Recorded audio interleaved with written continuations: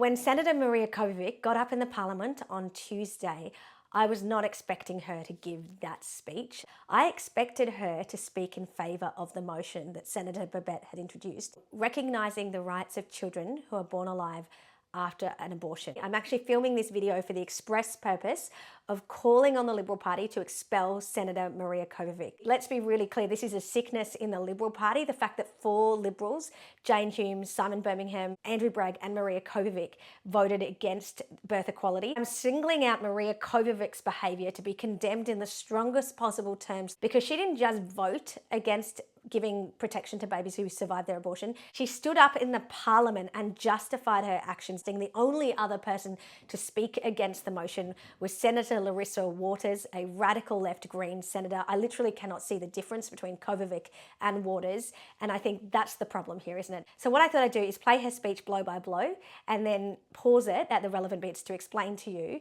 what's going on. It is my view that this particular urgency motion should not be put forward in the manner that it has been.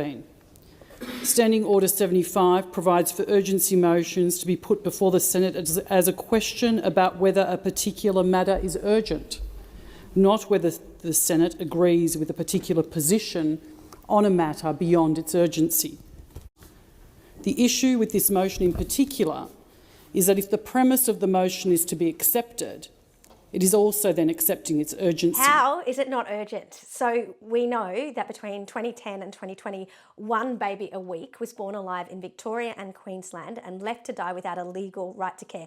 On Monday, the day before Senator Babet's motion, midwife whistleblower Louise Adsett gets up in the Queensland Parliament and speaks of her experiences as a midwife for 14 years. And she lifts the lid on all of this. She says in her hospital, babies are left gasping for air on metal kidney dishes and inside witches' hats for up to 5 hours. And so with all of that in the background, Kovacic is now standing up in the Parliament and saying this isn't something that urgently requires the Senate's attention. Now, I can't think of an issue that's more urgent than this one.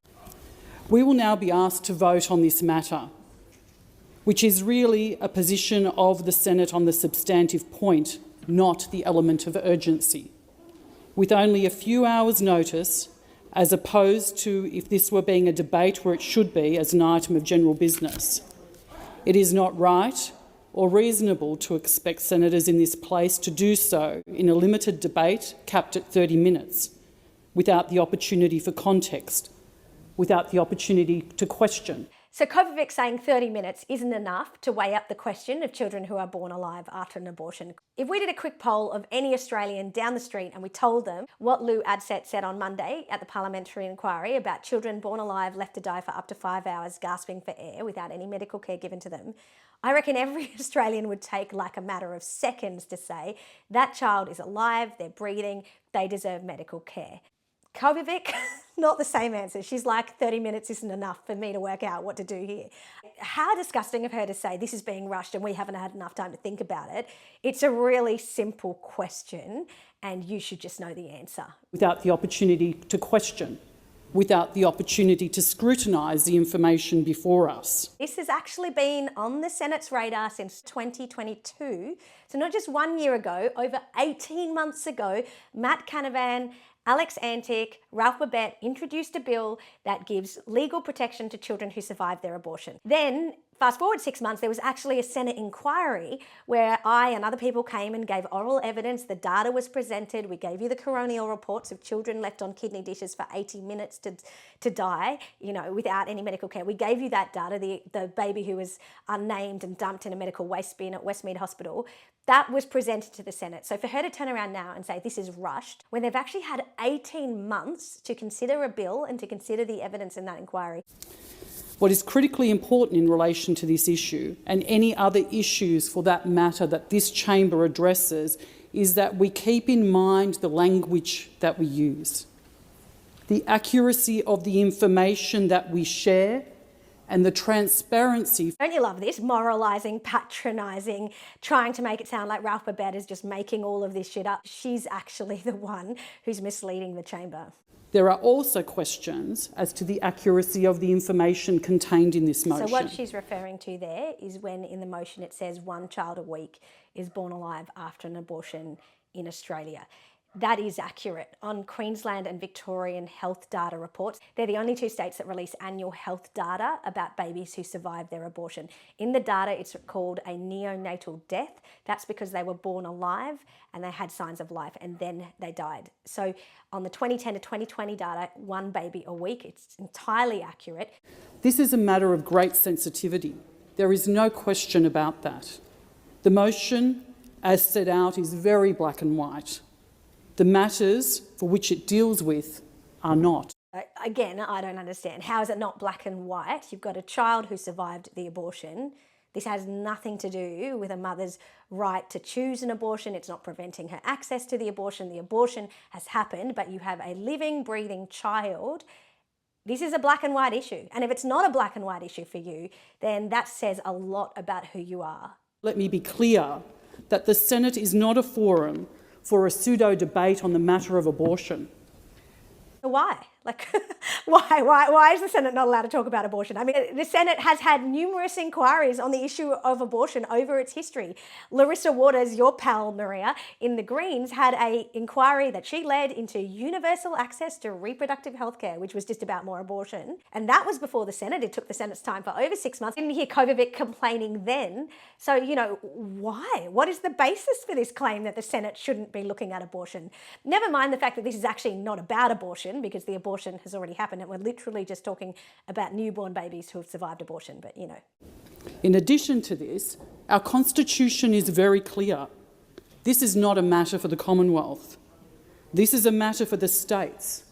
So the external affairs power is a power that exists, and it allows the federal government, if they've ratified an international convention, to then pass laws under that international convention. So my PhD was about the fact that the government had ratified an international convention on termination of employment, which meant they could now introduce a federal and national right to not be unfairly sacked from your jobs. The external affairs power in the Constitution allows the federal government to pass a bill that would protect all children from the moment of first breath in this country. Australia has ratified the International Convention on the Rights of the Child. That convention expressly protects children from the moment they are born. They are deeply personal. They are not decisions that are made either lightly or flippantly and should not be open to judgment by... Actually, I am going to judge someone that thinks it's okay to leave a child to die on a metal kidney dish or in a witch's hat, struggling for air, gasping for breath. This can take hours. A study in the Journal of Obstetrics and Gynecology found that out of 241 late-term abortions where feticide wasn't given, 1 in 2 babies were born alive.